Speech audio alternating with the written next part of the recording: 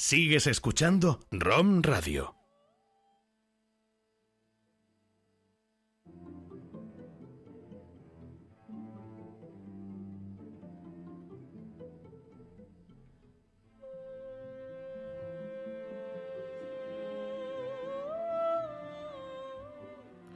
¿Te imaginas una educación diferente, holística y justa para la diversidad de todos nuestros niños y niñas? ¿Conseguiremos que algún día los centros de enseñanza sean entornos naturales, con amplios jardines, donde los niños y niñas, acompañados e impulsados en su diversidad, puedan desarrollar plenamente la curiosidad, la creatividad y el talento? Soy Nieves G. Porcel y estás escuchando ¿Qué quieres ser de mayor? Un programa que muestra nuevos caminos revolucionarios para la enseñanza.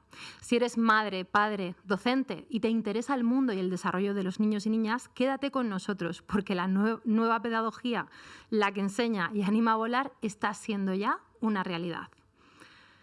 ¿Qué quieres ser de mayor? Muchos son negacionistas en pleno 2021, pero no de la pandemia, sino de que aún exista la desigualdad de género. Empezamos arrolladoras hoy. Queremos visibilizar el potencial de las niñas, de las adolescentes y mujeres. Así que con motivo del 8 de marzo aprovechamos y os dedicamos el programa a todas vosotras. Y también a todos vosotros, a todos esos hombres que son conscientes del potencial del género femenino y que también creen que la realidad social se tiene que abrir para favorecer y apoyar, permitiendo que las mujeres, que ellas brillen. Nos acompaña para hablar de niñas y mujeres con altas capacidades en nuestro espacio Despierta, Teresa Navarro, nuestra psicóloga especialista en altas capacidades y talento. Bienvenida, Teresa. Muchas gracias. Y tenemos también con nosotras a otra mujer especialista, también en altas capacidades, neuropsicóloga, Blanca Santiago, con muchos proyectos que tienen que ver con esto, con el hecho de potenciar los talentos de todas estas personas, no solo altas capacidades, sino de todo el mundo, ¿no? Sí, arriba. Un placer estar aquí con vosotros hoy. Bienvenida, Blanca, un placer. Y nos acompaña nuestra amiga Leticia Sánchez. ¿Qué tal, Leticia? Bienvenida. Buenos días, encantada y muchas gracias por la invitación. Ella lidera un proyecto de enseñanza educativa alternativo, luego nos contará más. Y vamos primero con nuestro espacio Despierta, donde nos centramos en esas niñas, adolescentes, mujeres que bueno, pues se salen de la norma y tienen esas altas capacidades. Se les conoce como cebras, no solo a las mujeres, sino también no es una cuestión de género, pero muchas veces pues, entre ellas, ¿no?, se llaman así, esas cebritas que se diferencian del resto.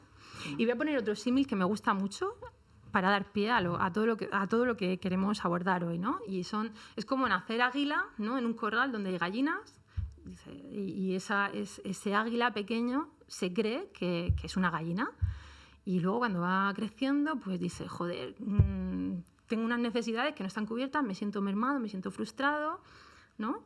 ¿Y qué pasa? ¿Tiene esto que ver con la superdotación, con las altas capacidades, con los talentos? Nos encontramos en un mundo donde pues se merma la capacidad de volar de muchas personas. Efectivamente. Es una de las claves y además dentro del proyecto que comparto con mi compañera Victoria Campos, es una de las frases que nos gusta reseñar, de si pudieras volar, ¿no te gustaría saberlo? Al final es un poco el camino de la aceptación de cuáles son las capacidades de cada uno a nivel individual y que haya una plenitud en el desarrollo de esas capacidades. Entonces sí, me gusta mucho ese símil. Bueno, ¿y qué pasa con las mujeres y con las niñas? Que es, además del reto de ser mujer y niña en una sociedad muy de hombres, también tienen el reto de ser superdotadas, con lo cual más diferencia, más estigma. Sí. A ver, yo en consulta veo a menudo pues casos de padres y madres que meten al niño. Y yo siempre les digo, bueno, ¿y la niña? Y me dicen, no, la niña está bien, está integrada, es feliz, está contenta, está tranquila, no da ningún problema. ¿Y eso qué tiene que ver para que sea una niña con altas capacidades? No, de momento, mientras no dé signos de problemas, pues aquí no nos quedamos. ¿Verdad? Entonces, claro, Los niños, a la hora de expresar pues la inquietud motora, por ejemplo, es algo muy característico. O si se aburren, pues llaman mucho la atención. Una niña se aburre y simplemente pues se aísla, se calla, desconecta en muchos casos y ya está. Y ya cuando llegamos a la edad adolescente, pues simplemente intentan ponerse un burka mental y no destacar y mimetizarse con las iguales. Con todo lo que eso implica. Con todo lo que implica, efectivamente. Pero a ver, en un mundo de cebras, ¿se puede ser igual? Imposible, sí, cada cebra es única y especial. Las rayas son todas distintas, son como huellas dactilares. Entonces es imposible. De hecho, cuando llegan un poco más a la edad adulta, o llegamos a la edad adulta, es cuando sentimos, ¿verdad, Nieves? Sentimos esa inquietud por saber realmente qué es lo que falta para completarnos como mujeres. Siempre hay algo ahí que nos ha hecho sentir distintas, que nos ha hecho sentir que no encajábamos en los diferentes grupos por los que hemos pasado, que normalmente son muchos. Y bueno, solo las valientes de momento se atreven a dar el paso de identificarse. Y reconocerse y aceptarse. Y aceptarse, ¿no? eso ya va después, lógicamente. Uno de los grandes pasos que se puede dar, esa parte de aceptación, autoconocimiento y liberación, porque en el fondo lo sabemos, desde hace tiempo no sabemos exactamente el qué, pero hay una intuición como que nos falta algo más para terminar de integrarnos como personas y eso condiciona la evolución, que en el caso de las niñas sí que hay rasgos evidentes si sabemos ver a las cebras, ¿verdad? Si los vemos desde el ámbito educativo y los profesionales que rodeamos a este perfil de alumnado reconocemos los diferentes perfiles, sí que sabemos observar esos indicadores que se presentan y en la mayoría de los casos en el género femenino se produce esa adaptación que ha dicho Teresa y está dentro del perfil de los adaptados, de los niños adaptados. Con el drama que supone eso además, porque lo que nos dice la teoría es que si no hay una estimulación correspondiente a nivel sináptico, ese alto potencial que se puede desarrollar adecuadamente y de forma natural se pierde. Y estando en estados de estrés y en estados de tensión, ese flujo necesario a nivel cerebral provoca que haya una pérdida de capacidad. Entonces eso realmente es un drama, es una injusticia social a la que no podemos seguir haciéndole caso omiso. Bueno, es necesario. Padres, madres, docentes, estará al loro porque igual tenéis a algún niño o niña en clase, ¿no? Y en este caso las niñas, que son las que pasan desapercibidas, pues para ver cuáles son esos indicadores que ya te están diciendo, oye, aquí hay una diferencia, aquí hay algo que hay que potenciar, que hay que acompañar y contadnos vosotras como especialistas cómo se identifican a esos que vamos ciegos, ¿no?, en la educación. En el campo educativo, Teresa y yo estamos de acuerdo que es muy importante la formación, ¿verdad? Que el profesional que se enfrente o que quiera ser consciente y partícipe de la solución de este problema y este drama social, que realmente son las mujeres con altas capacidades, tiene que haber una formación previa y desde ahí tiene que salir el espíritu docente de querer mejorar la labor docente y tener unos buenos recursos formativos, solicitarlo, buscarlo autónomamente. Hay mucha bibliografía en la que te puedes basar para saber reconocer los primeros indicios. Muchas veces nos aferramos a tener un expediente, un informe psicopedagógico, a tener algo mucho más sustancial para confiar en nuestra intuición docente de pensar que hay algo más. Yo invito a los docentes a que no se esperen a eso, que sean capaces de buscar formación o información que la hay disponible y que ese enriquecimiento que puedan hacer de su labor docente al final confluya en que haya una atención de una necesidad real. Entonces, cuando aprendes esos indicadores y sabes verlo, yo invito a los docentes que no se esperen a que nadie les dé permiso para hacer esa atención especializada. Claro, entonces, de hecho es que está todo en la red. Quiero decir que esa información se puede encontrar fácilmente y formación también. Hay muchos cursos disponibles sobre formación en altas capacidades. ¿Qué ocurre? Que nos quedamos con los estereotipos, como siempre. Entonces, eso es lo fácil y es la salida cómoda. Pero, como bien ha dicho Blanca, debe existir esa inquietud por parte de las instituciones y de los docentes para saber identificar correctamente y no dar falsos diagnósticos o equivocados diagnósticos de trastornos o síndromes que no existen en estos niños. Simplemente tienen que ser apoyados y atendidos correctamente. Bueno, leyendo, preparando el programa, vi cómo algunos investigadores en este campo hacían alusión a cómo las niñas a partir de los 6 años ya es como iban como desidentificándose de la posibilidad de ser muy inteligentes y destacar por inteligencia cognitiva, ¿no? Y, joder, esto ya parten desde ese lugar de yo no voy a ser capaz de algo, ¿no? Incluso ya en la adolescencia, cuando ya tienen que pensar, oye, ¿por qué carrera apuesto, no? A lo mejor pues los perfiles más STEM, científicos, tecnológicos, dicen, pues esto lo aparto porque yo no voy a ser capaz, yo me tengo que centrar en otras cosas, ¿no? Y seguimos pues tomando esos... bebiendo de esos estereotipos socialmente, pero en el proceso, claro, dices, joder, pues si soy una niña, no me gusta jugar a muñecas, a las casitas, a mamá y papá, me gustan otro tipo de juegos, pero si los acompañantes, ¿no? Docentes, padres y madres no facilitan, pues lo normal es que esa niña pues se sienta muy frustrada, diga, hostia, yo no valgo nada. Date cuenta que solo el 35% de las niñas hoy en día son identificadas, del 100% de las niñas con altas capacidades. Por lo tanto, fíjate si quedan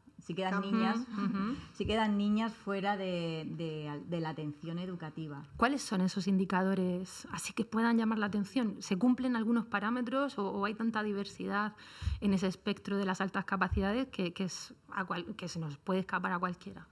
Pues hay diferentes sectores o perfiles, pero en diferentes ámbitos. Una de las características que suele presentarse más en la educación primaria, educación infantil, son los referentes al ámbito emocional. Entonces vemos ahí una sensibilidad especial, un desbordamiento emocional muchas veces, preocupación. Perdona, ¿niños y niñas o niñas? En el caso en esto se generaliza bastante, ¿de acuerdo? Ese es un rasgo que no es tan definido a nivel género, pero después en la etapa secundaria se condiciona también por otra serie de acontecimientos fisiológicos que nos suceden a las mujeres en esa etapa, que tampoco se tienen en cuenta y que también influyen en lo que es nuestra salud psicoemocional con respecto al desarrollo de nuestras capacidades, que es que somos mujeres, somos cíclicas, y el proceso hormonal influye también directamente en el desarrollo de esa capacidad y en el desarrollo de la gestión emocional. ¿Qué sucede cuando en la primera etapa o la primera infancia tenemos niños que son muy intensos, que emocionalmente se desbordan, que empiezan ya a recibir esa información de que es incorrecto ese comportamiento? Pues que vamos abonando el campo de esa idea preconcebida de que no es lo que uno espera que se deba de ser.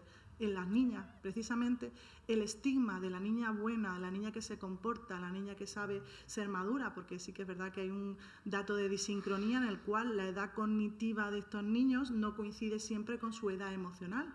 Incluso la edad emocional va por detrás muchas veces. Ese estigma de debo de comportarme porque es lo que se espera que una niña buena deba de ser, pero por otra parte tengo una marejada tan intensa adentro y muchísimos intereses, muchísimas preocupaciones que no están dentro de mi rango de gestión emocional. Es decir, tengo preocupaciones por la muerte, por la guerra, por la crisis económica, por la pandemia, porque es que mi abuelito no sabemos la enfermedad que tiene. Todo ese desbordamiento emocional necesita que haya una buena base de acompañamiento, como decía Teresa, y es lo que va a forjar después que haya una salud en la etapa secundaria. Yo principalmente atiendo a alumnos en la etapa secundaria y muchas de las cosas que nos encontramos, que es verdad que Teresa ha referido que no es bueno patologizar las altas capacidades, pero sí que es verdad que un mal abordaje del acompañamiento de los alumnos con altas capacidades, y aquí no hay género, puede desembocar en unas psicopatologías después, posteriormente. Y en el caso de las mujeres, tenemos datos que refleja la autora Carmen Sánchez Chacón en su libro La maldición de la inteligencia, que el 70% de las niñas con altas capacidades presentan una psicopatología en la etapa de la adolescencia.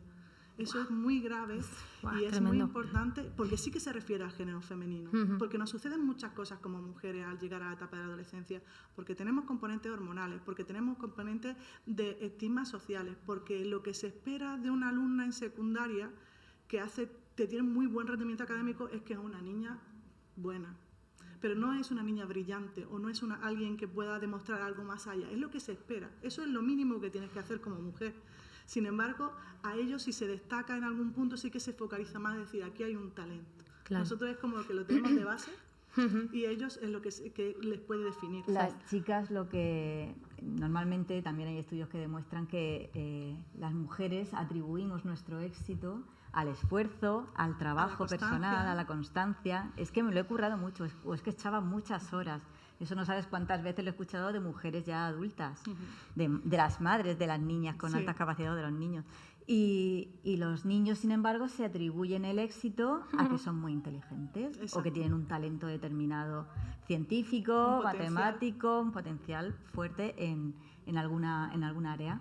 Entonces, claro, dado nuestro perfeccionismo, que eso tampoco tiene género, perfeccionismo y autoexigencia, lógicamente la mujer nunca va a pensar que se debe a su inteligencia, sino que ha sido su esfuerzo. Por lo tanto, pues nunca va a llegar al umbral que ellas piensan de excelencia o de superdotación, que para ellas es lo adecuado.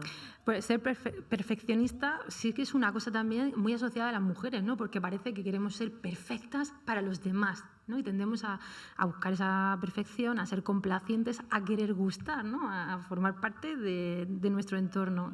La necesidad de sentirnos aceptadas por los demás. Pero cuando tenemos pues capacidades o cualidades como es el liderazgo, ¿no? Es ser carismáticos, ser muy comunicativos, organizar, todo ese tipo de cualidades que se asocian muchas veces más a los niños, a los hombres, y parece que una niña no puede dirigir, ¿no? No, tú dedícate a jugar aquí con el grupo, somos todas amiguitas y estamos todas al mismo nivel, pero a lo mejor una niña tiene dotes de liderazgo, ¿no? Y se le merma. Tanto el grupo, ¿no?, de niñas como muchas veces los niños para quitarla y no, organizo yo. De hecho, la forma de definir ese liderazgo en las niñas es que es muy mandona. Sin embargo, cuando es un niño es que, míralo, es el capitán. Es el líder. Entonces eso sí que se lo condiciona. Eso, ellos son capitanes, son campeones y nosotras somos mandonas, ¿no? Sabiondas, repelentes, cabezonas, orgullosas, ¿no? Sí. Antipáticas. Y ese mensaje... Porque ¿cuántas jefas? Las bordes. ¿Cuántas jefas? Que hay pocas, ¿eh? Hay pocas, ya mujeres adultas, que son jefas. Y porque son firmes o antipáticas o bordes, ¿no? Claro. Y es que está mal, tal. Oye, pues a lo mejor es que tienes... Precisamente por eso, porque se espera que una mujer pues sea mucho más dulce, mucho más maternal, exacto, protectora. Exacto. Y las que no tenemos vocación. Al final ese mensaje desde la primera infancia de sentirte incorrecta toda la vida termina teniendo consecuencias. Efectivamente. Entonces la solución estaría en ese diagnóstico, ¿no? En esa detección temprana y en aportar referentes válidos a las niñas. Aportar referentes de otras niñas que por suerte, pues como he dicho antes, en la red está todo y hay muchas niñas que hoy por hoy pues están empezando a despuntar o empiezan a ser noticia, porque despuntar hemos despuntado siempre, pero hay muy poca literatura. Entonces, en los libros de texto, ¿cuántas mujeres se nombran? En las noticias, hoy por hoy, dirigentes, pues hay 4, es que hay muy poquitas. Y entonces hay que aportarles. Por suerte empieza a haber ya libros también que hablan sobre biografías de mujeres que han conseguido cosas importantes en todas las áreas del conocimiento y de las artes y de los deportes, etcétera.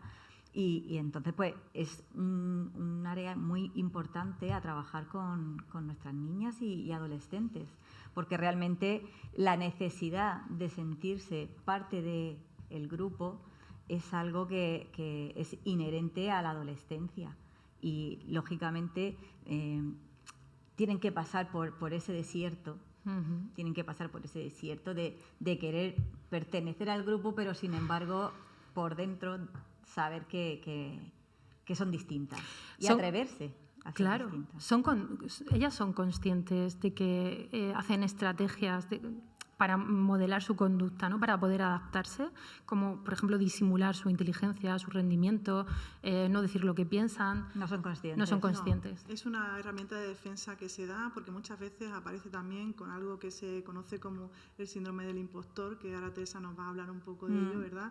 Y esa sensación de no terminar de aceptar que eres capaz de lo que eres capaz. Tienes un locus de control externo, entonces todo es consecuencia de porque el profesor le caigo bien o porque es que me está mirando mirando bien con estos ojos, nunca es la consecuencia de un trabajo o de una capacidad o de una diferencia, incluso a nivel cognitivo, creativo, sino que siempre esa capacidad está focalizada de forma externa, ¿verdad, Teresa? Sí. Sí, a ver, el síndrome del impostor es muy común, tanto en niños como en niñas. Aquí tampoco hay géneros, pero consiste en que la persona que tiene altas capacidades, pues cada vez o cuanto más aprendes, más consciente eres o más te abruma el hecho de saber que te queda muchísimo más por aprender. Nunca te crees experto en nada. Entonces, por eso viene el nombre de impostor, porque muchas veces te dicen, tú que eres experta en... Tú dices, ¿experta yo? Pero vamos a ver, si tú no sabes lo de libros que me quedan por leer, la de estudios que quedan por publicar, por leerme, etcétera, etcétera. Y entonces, claro, eso, la contrapartida, ¿cuál es? Que si algo te sale con facilidad, tienes un talento innato y algo te sale fácilmente, como escribir, como matemáticas, como lo que sea, dibujar, pintar, música, no le das valor. Los demás dicen, vaya obra de arte acabas de hacer, y tú dices, pero si Ay, lo he hecho con la punta de la nariz, esto no tiene mérito ninguno. Exacto, como no me ha costado, no como tiene no me ha costado mérito. trabajo. Claro. Y ahí vamos por el valor del esfuerzo. Pensamos que todo solamente tiene valor aquello que nos ha costado mucho esfuerzo. Efectivamente. El síndrome del impostor, además, lo que tiene es que se tiene la sensación de que estás engañando a los demás y tienes como un miedo intrínseco de que te descubran. Y es ese sentido y esa ansiedad de decir, me van a descubrir de un momento a otro. Y va a ser muy abrumador esa situación de que de pronto me van a ver como soy.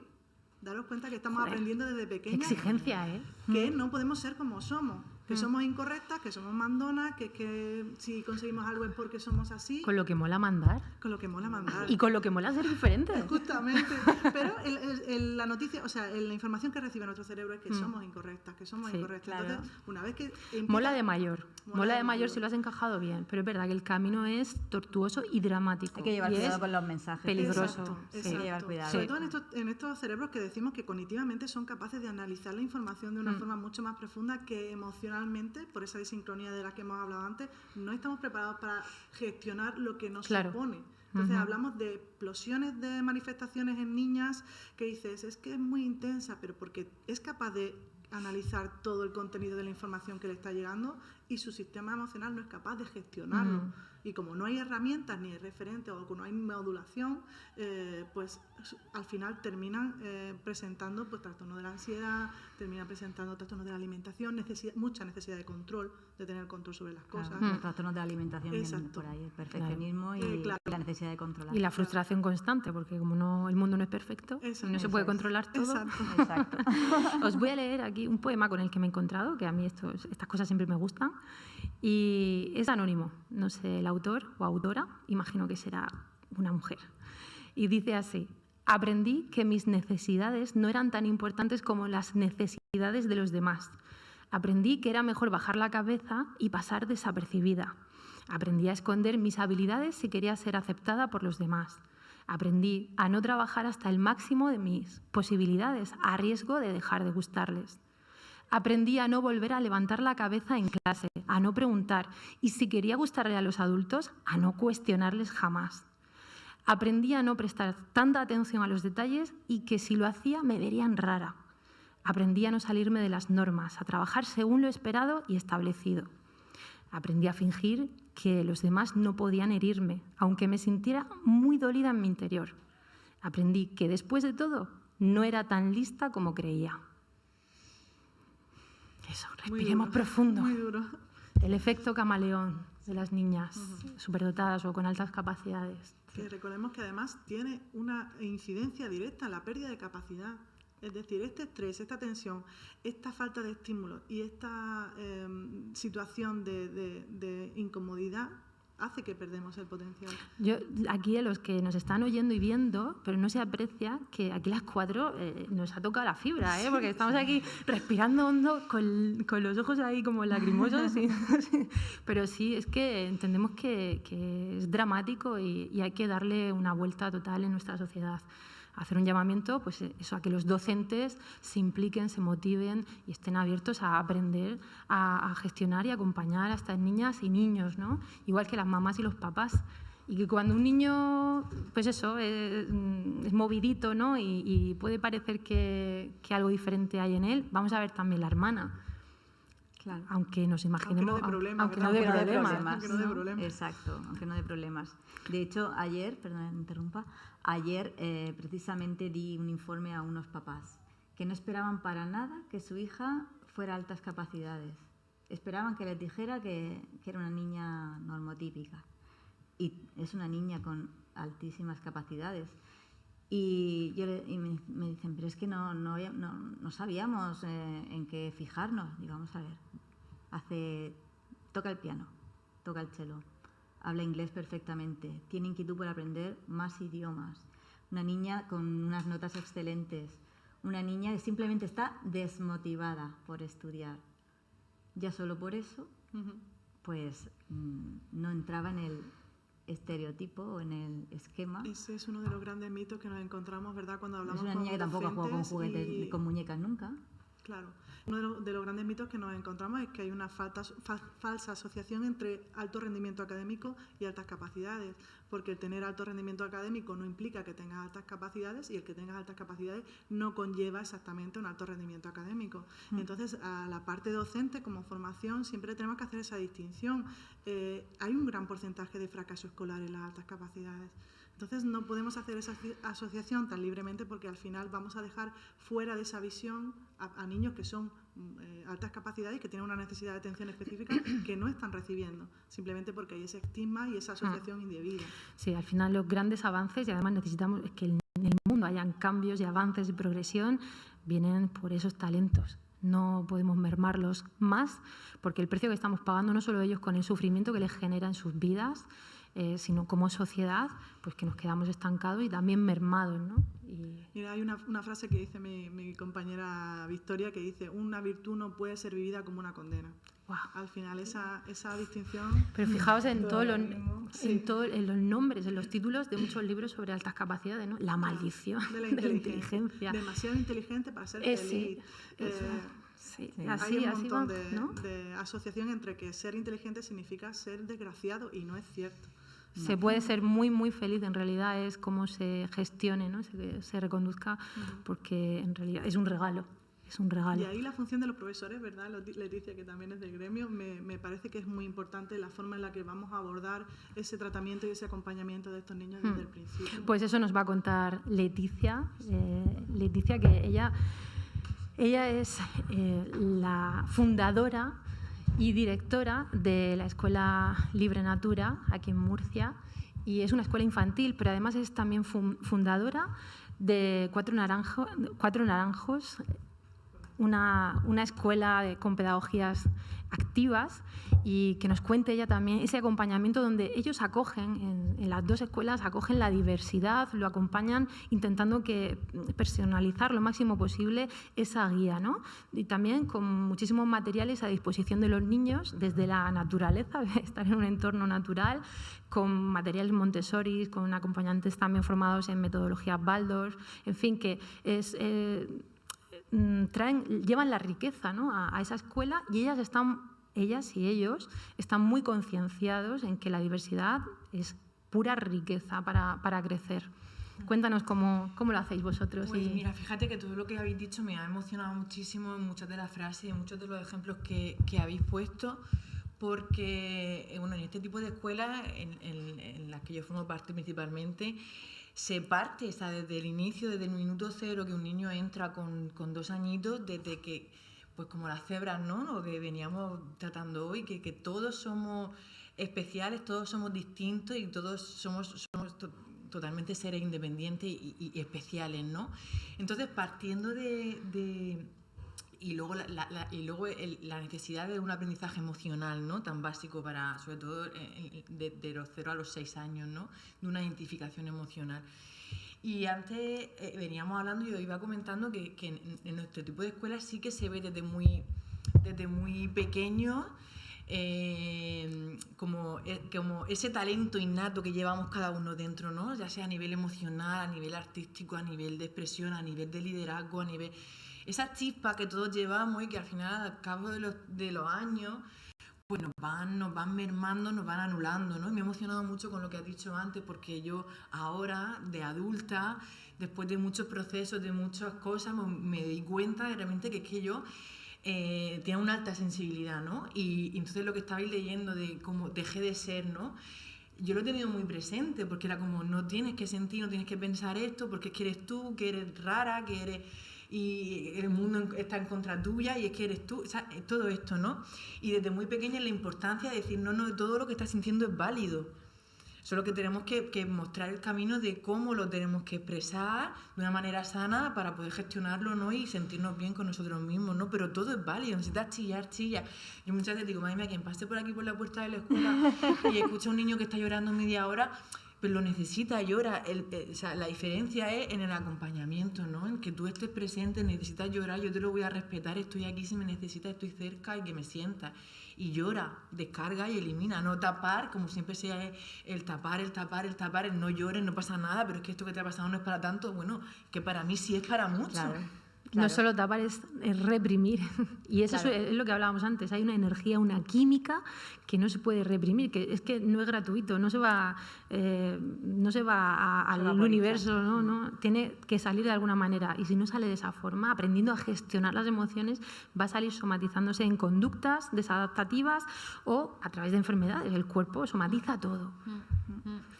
A mí me venía a la cabeza, perdona Nieve, de una familia que no quería... Nosotros tampoco somos muy partidarias de los diagnósticos cuando los niños son pequeños, ¿no? Pero sí de buscar las ayudas necesarias cuando hacen falta. Entonces, pues, una familia que era como, yo sé que mi hija tiene altas capacidades porque yo la tenía, pero no quiero bajo ningún concepto ningún diagnóstico porque yo lo he pasado tan mal por lo que se esperaba de mí, por ser una alta capacidad y lo que me han machacado, ¿no? En el sistema, por esto que yo no quiero que mi hija pase por eso. Y entonces me ha resonado mucho todo lo que estabais diciendo, lo que se esperaba de ella cuando era pequeña. Y era como, bueno, pues que ella que esté ahí, que siga creciendo. Claro, esa asociación con el alto rendimiento, que nada que ver con la realidad. Claro, al final hay una cosa importante en eso que acabas de decir tan bonito, y es que no podemos proyectarnos en la vida de nuestros hijos, no podemos apropiarnos de la vida de nuestros hijos, y que quizá a nosotros sí no hubiera cambiado la vida el saber antes que no éramos incorrectos, sino que éramos diferentes. Con lo cual, Teresa y yo sí que somos favorecedoras de que haya una detección temprana, pero no para estigmatizar, sino para acompañar y saber definir mejor cuáles son las necesidades de esos alumnos. Sí, es que aquí entran muchas cosas en juego, ¿no? Es que están preparadas las personas, orientadores, psicopedagogos, para hacer esa detección temprana. Claro, sí, yo quería hacer hincapié también en el que nos falta mucho. No lo están todavía. Y los docentes tampoco están preparados. En educación, en el grado, pues tampoco se estudia eso, ¿no? Y muchas veces se ve, pues el que está por debajo, que necesita mucha ayuda, pues se le ve con más claridad. Pero ese niño que está removido, que no para, porque en realidad está profundamente aburrido en clase, hostia, TDAH. Pues a lo mejor no. A lo mejor es que no lo habéis puesto con una materia, casi nunca, ¿no? Y se le está medicando. Joder, ¿qué estamos haciendo con sus vidas? Entonces, no estamos preparados porque aquí estáis vosotras dos, Teresa y Blanca, que sí, habéis profundizado, habéis estudiado, lleváis mucho tiempo de experiencia y ya tenéis el ojo clínico para identificar, pero no todo el mundo está preparado para esos diagnósticos. Y hay que discernir cuando se da un buen diagnóstico de qué profesional viene y ¿cuál va a ser el abordaje a continuación? ¿Cuál va a ser el acompañamiento, ¿no? Estamos hablando de pedagogías activas donde ese acompañamiento lo hacen muy cercano, muy personalizado, pero llegamos hasta ahí de realmente saber por dónde tenemos que ir con unas altas capacidades, que es un reto para todos los que están a su alrededor. Sí, bueno, yo quería hacer hincapié antes como que para nada estoy en contra de los diagnósticos, para nada, de hecho al revés, está como un poco lo contrario, ¿no?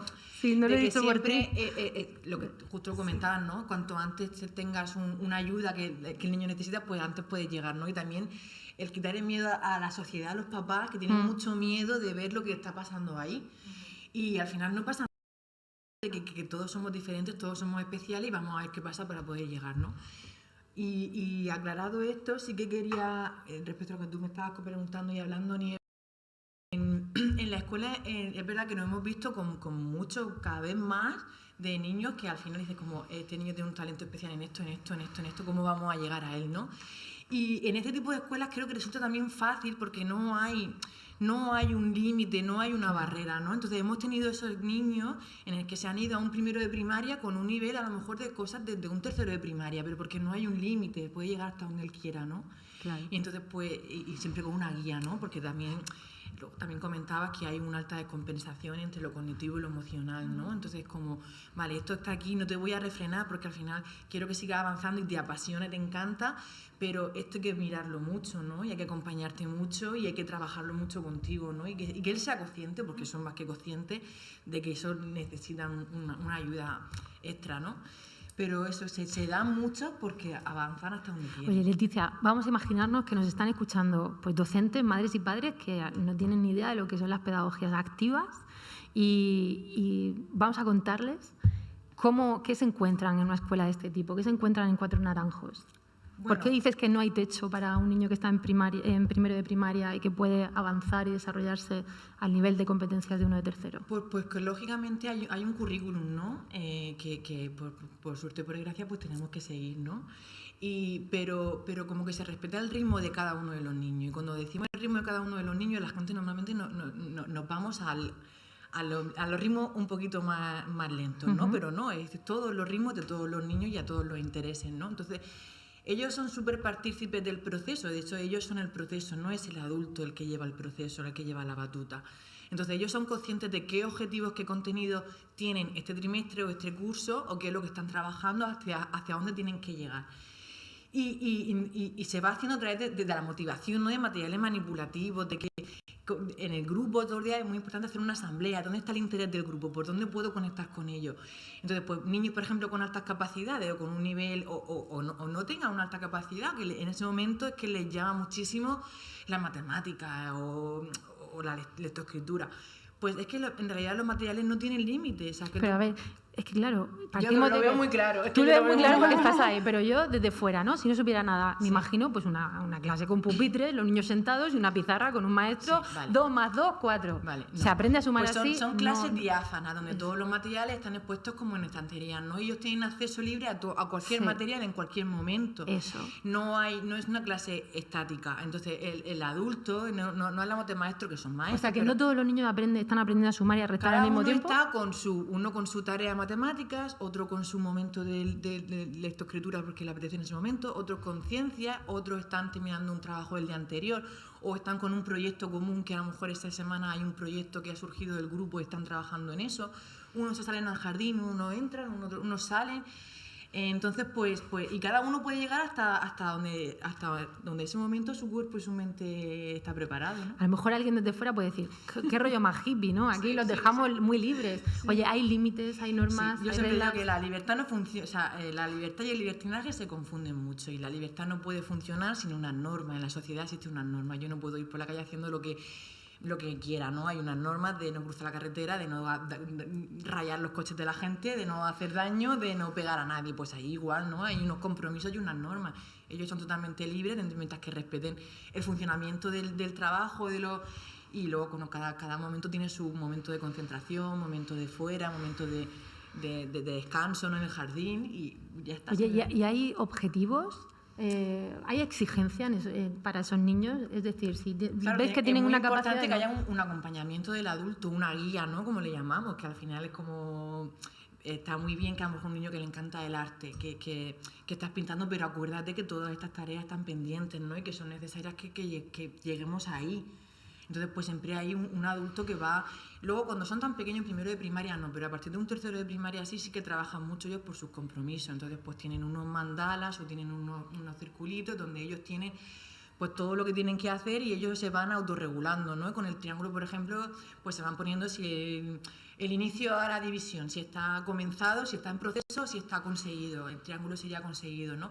Y ellos van viendo de todos sus compañeros de clase, pues todos los objetivos que tienen, cómo van avanzando, cómo voy avanzando yo y en qué. Entonces ellos mismos no necesitan que el adulto le esté diciendo, oye, mira, a ver tú, porque ellos se lo están viendo que todos sus compañeros, pues vamos, esta semana han avanzado un montón y yo me he quedado aquí en este libro que me apasiona, pues tengo que poner las pilas la semana que viene, ¿no? O sea que hay un cierto nivel de exigencia. Claro, un poco que hay que seguir avanzando. Exigencia de acompañamiento, pero por parte tanto de la escuela como de las familias, que son básicas. Pero a veces entendemos la exigencia como hay una imposición, hay que hacer esto sí o sí, y si no, mal. No hay una imposición. O hay un castigo. No hay una imposición, no hay premios, no hay castigo, hay un buscar continuamente la motivación y cómo puedo llegar a este niño o a esta niña. ¿Cómo puedo llegar aquí si no está llegando a este conocimiento porque no estoy buscando la manera en que le parezca interesante, ¿no? Wow, menuda diferencia, le habéis dado la vuelta por completo a la educación tradicional, donde es al revés, ¿no? Sí. Sí, y los guías ahí os estáis preocupando en motivarles, en seguir, en mantener la llama de la curiosidad, esa llama genuina de los niños, para que sigan explorando y desde ahí aprendiendo, ¿no? Continuamente, la base es esa y de estar mucho en diálogo con la familia, de a ver qué está pasando fuera, todo emocionalmente a todos nos mueve mucho, ¿no? Y a los niños, pues más, o lo mismo que a nosotros. Entonces también es muy importante saber qué se está moviendo fuera, cómo podemos acompañar dentro, o qué se está moviendo dentro para que las familias puedan acompañar fuera también. Y nada, bueno, se ve muy utópico, pero para mí es lo fácil, ¿no? Lo difícil sería el querer imponerle a un niño que aprenda a leer en un momento en el que cognitivamente no está preparado, y entonces pues que le estás creando ahí su cerebro en ese momento efectivamente no está preparado, entonces le estás ahí creando una barrera. Yo misma desde pequeña tenía un bloqueo con hablar en público con tal, porque a mí se me forzó ese proceso mucho antes del que me correspondía. Tartamudeaba, estuve yendo al logopeda porque tartamudeaba, pero era el miedo, ¿no?, escénico de hacer una cosa por la que no se me sentía para nada preparada. Bueno, en esa utopía de los niños es maravilloso. Somos madres, las 4, y tenemos hijos. y es maravilloso pensar en nuestras hijas, que además son niñas todas, pues desarrollándose plenamente, ¿no? Imaginaos que esas niñas, ¿cómo serán sus vidas cuando sean adultas? Yo pienso en las mías y me da una envidia. La envidia sana. A mí también. De verdad, sí, ahora mismo pues están empoderadas, ¿no? Que ellas saben que son capaces, saben realmente controlar el límite, ¿no? También, pero que se ven capaces de todo y luego cómo valoran sus propios logros, de esto lo he conseguido yo por mi propio esfuerzo. Y bueno, pues tan diferente, ¿no?, a lo que hemos... Y una última pregunta, por ver, ¿no?, dentro de estas escuelas, si se ve mucho la diferencia en el desarrollo de los niños y las niñas. ¿Cómo se aborda también eso?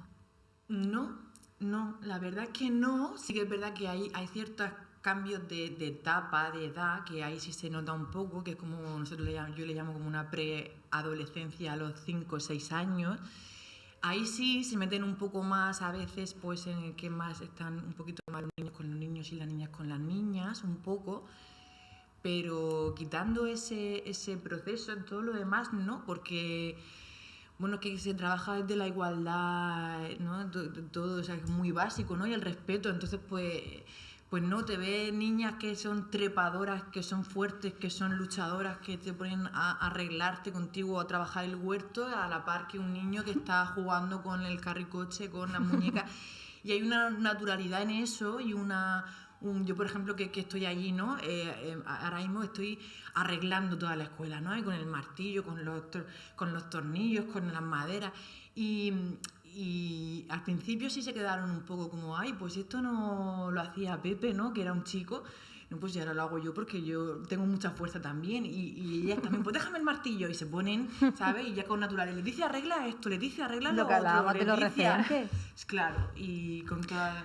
Nos dan envidia, perdona que te corte, nos dan envidia a nuestras niñas y el futuro que tendrán, porque serán niñas ya empoderadas.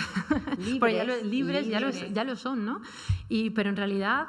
Yo doy las gracias a vosotras 3, que también habéis abierto camino, ¿no? Cada una en el suyo, habéis trazado puentes para poder empoderar a las siguientes generaciones, y también sois referentes en este sentido. Así que, Blanca, Leticia, Teresa, nos vamos a marchar ya, se nos acaba el tiempo. Se ha quedado corto, sí. Repetiremos. Y para finalizar, pues algo práctico, ¿no?, que podamos hacer.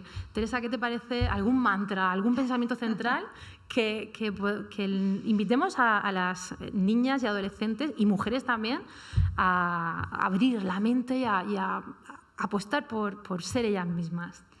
Pues, a ver, algo que me repito y le repito a mi hija constantemente es que se atreva a ser distinta, que se atreva a ser diferente, que se atreva a conocerse y a aceptarse. Entonces, atrévete a ser diferente. Pues No con pasa eso nos nada. quedamos. Os podéis repetir ahí como a modo de mantra. Me atrevo a ser diferente, me atrevo a ser diferente. Ojalá. Y disfrutaréis de la belleza de ser diferente. Muchas gracias y nos vemos la semana que viene. Chin, chin, chin, chin, chin.